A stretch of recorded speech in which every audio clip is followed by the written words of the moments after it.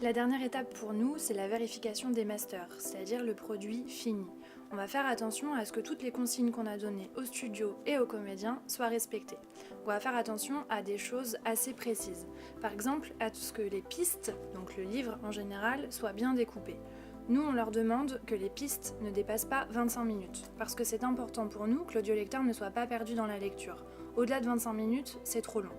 Alors l'auditeur final ne s'en rend peut-être pas tout à fait compte, mais l'enregistrement d'un livre audio comme Le Seigneur des Anneaux représente une somme de travail assez considérable, qui est divisée en trois parties. Il y a la partie enregistrement avec le comédien, où l'ingénieur du son dirige le comédien.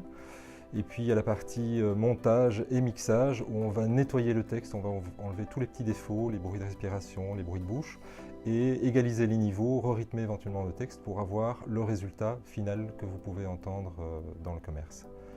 Le Seigneur des Anneaux, c'est aussi un univers très riche, donc on fait attention à ce que tous les personnages soient caractérisés du début à la fin. Quand Thierry a choisi de prendre un accent, une prononciation un peu différente pour un personnage, nous, notre travail, c'est de veiller à ce qu'il la garde du début à la fin et qu'on ne note pas des incohérences.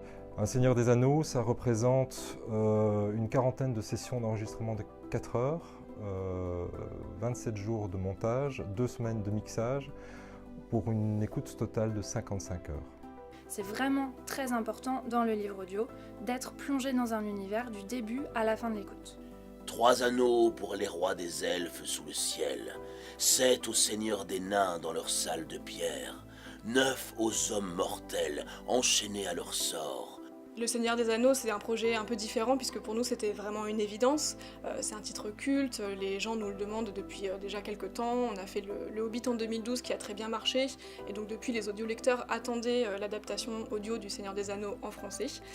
Donc voilà, l'occasion se présente enfin, ça tombe à pic pour nos 10 ans et donc voilà, on s'est lancé dans l'aventure avec beaucoup de plaisir.